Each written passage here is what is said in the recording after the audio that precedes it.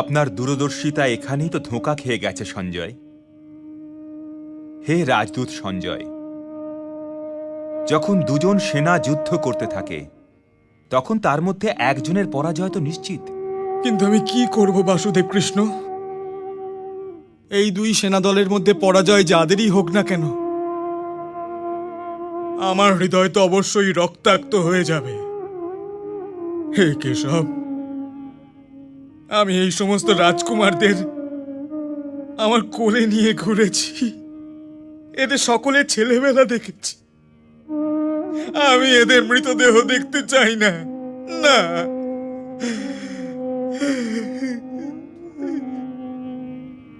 কিন্তু যুদ্ধের কথা কে বলছে সঞ্জয়? আমি তো স্বয়ংই কোনো বিকল্প খুঁজে বেড়াচ্ছি। শান্তির একটা পথ এখনো পর্যন্ত খোলা আছে। জ্যেষ্ঠ পিতাশ্রী যদি আমাদের ইন্দ্রপ্রস্থ ফিরিয়ে দেন, তবে আমরা সব ভুলে যাবার প্রয়াস করতে পারি। ভ্রাতাশ্রী, আপনিও? নিজের জ্যেষ্ঠ ভ্রাতাকে মাঝখানে আটকানো উচিত নয় অনুজ। যদি আমরা যুদ্ধ চাইতাম সঞ্জয়, তবে দূত কেন পাঠিয়েছি? তবে তো আমরা সেনা নিয়ে যেতাম আর হস্তিনাপুরের দ্বারে আঘাত করতাম। এই জন্য কৃপা করে এটা বলুন যে জ্যেষ্ঠ পিতাশ্রী আমাদের প্রস্তাবের উত্তরে কি প্রস্তাব পাঠিয়েছেন? আমি কোনো প্রস্তাব নিয়ে আসিনি মহারাজ। আমি তো কেবল একটা আশীর্বাদ নিয়ে এসেছিলাম। আমার মহারাজ বলেছেন যে আপনারা সবাই ধর্মশীল, যেখানে আছেন সেখানেই থাকুন।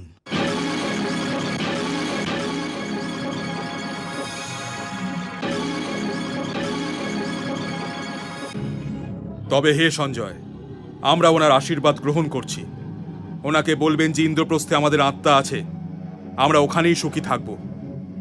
আর হে সঞ্জয়, হস্তিনাপুরের ধ্বজার নিচে দাঁড়িয়ে থাকা যে মহারথীদের নাম আপনি নিয়েছেন, ওরা সবাই সম্মানীয় আর বিরাটে অর্জুনের সাথে যুদ্ধও করেছেন।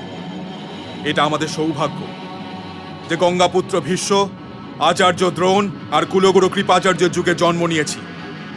এদের চরণ স্পর্শ আমাদের পূজার মতো। কিন্তু তার মানে তো আর এটা হয় না যদি ওনারা অধর্মের ধ্বজার নিচে দাঁড়িয়ে থাকেন তবে আমরা অধর্ম আর অন্যায়কে প্রণাম করে নিজের অধিকার ছেড়ে দেব?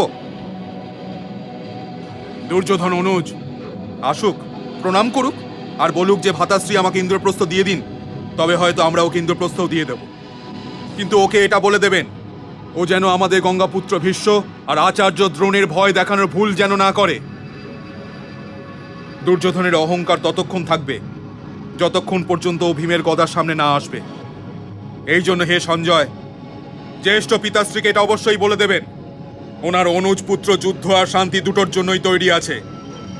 যদি উনি যুদ্ধের আদেশ দেন তবে যুদ্ধ হবে, আর যদি উনি শান্তি চান তবে শান্তি থাকবে।